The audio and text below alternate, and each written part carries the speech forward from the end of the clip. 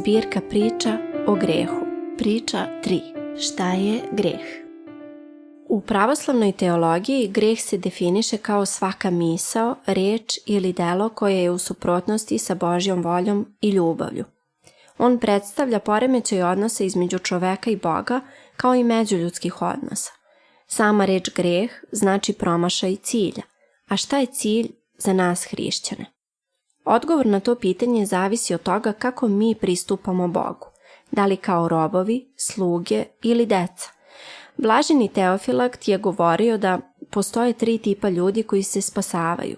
Prvi liče na robove koji čine dobro jer se boje suda, drugi liče na plaćene najamnike koji žudno služe Bogu radi nagrade, koji pripadaju 3. vrsti ljudi, to jest oni koji su kao sinovi. Oni drže zapovesti Božije iz ljubavi prema njemu. Mi pristupamo Bogu kao robovi onda kada je naša glavna motivacija da izbegnemo pakao. Mi se približavamo Bogu kao sluge onda kada je naš glavni cilj ulazak u raj. I najzad mi pristupamo Bogu kao njegova deca kada je naša glavna motivacija ljubav. Da se iz ljubavi prema Bogu klonimo greha i prihvatimo vrlinski način života. A vrlina je kretanje čovekovo ka Bogu, čovekova veza i zajednica sa Bogom. Vrlina je služenje drugom. Centralna koncepcija greha u pravoslavnoj teologiji zasniva se na učenju o čovekovoj slobodi i odgovornosti pred Bogom.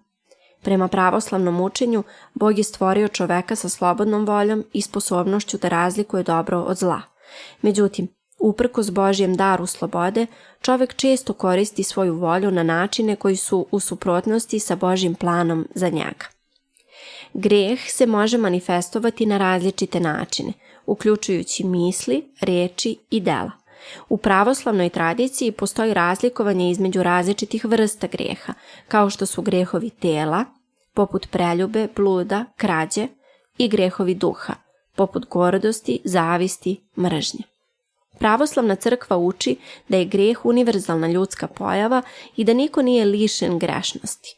Ipak, kroz pokajanje i oproštaj, vernici imaju mogućnost da se isprave i vrate u zajednicu sa Bogom i bližnjima. Pokajanje kao duhovna praksa podrazumeva priznanje greha, kajanje za njega, odluku da se greh ostavi i nastoji izbegavati, kao i traženje oproštaja od Boga i onih koje je greh povrijedio. Crkva govori da je Gospod Isus Hristos došao na svijet da bi spasao grešnike i da je kroz svoj život, smrt i vaskrsenje omogućio ljudima oproštaj grehova i put ka večnom životu.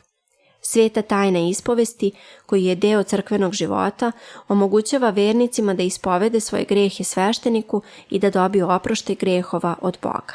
U suštini, greh predstavlja prepreku duhovnom rastu i blagostanju čoveka, te stoga crkva podstiče vernike da se trude i da žive u skladu sa Božjim zapovestima i da se kroz pokajanje, molitvu, pričišće, učestvovanje na liturgiji, trude da održe čistotu svoga srca i uma.